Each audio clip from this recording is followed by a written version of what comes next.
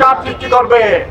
আমরা মানববন্ধন না করে আসুন সিটি কর্পোরেশন ঘেরাও করে এই সরকারকে দেখিয়ে দিতে চাই এই দেশের জনগণ, এই সিলেটের জনগণ এই সরকারকে আর ক্ষমতায় চায় না। আপনারা জনগণের উপর এক একটি চাপ সৃষ্টি করবেন আর জনগণ ঘরে বসে থাকবে, তা এই সিলেটের জনগণ, এই বাংলার জনগণ মেনে নেবে না। তাই আসুন আমরা মানববন্ধন না করে আমরা সিটি কর্পোরেশন ঘেরাও করি, তারপর সরকারের কনক নড়বে, টনক নড়বে।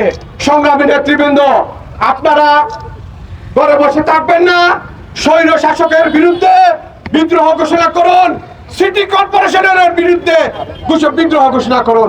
আমি একটি কথা শুনেছি, আজকে নাকি সিটি কর্পোরেশনের কর্তৃপক্ষ নাকি মানববন্ধন করতে যাচ্ছেন, সাংবাদিক সম্মেলন করতে যাচ্ছেন। যদি সাংবাদিক সম্মেলন সিলেট সিটি কর্পোরেশন তথা সিলেটের মানুষের পক্ষে যদি না আসে, আমি মনে করি মহানগর বিএনপি, জাতীয়তাবাদী যুবদল, স্বেচ্ছাসেবক দল রাজপথে অগ্রণী ভূমিকা পালন করে জনগণের পাশে থাকবে ইনশাল্লাহ। সবাইকে ধন্যবাদ জানিয়ে আমি আমার বক্তব্য এখানে শেষ করছি।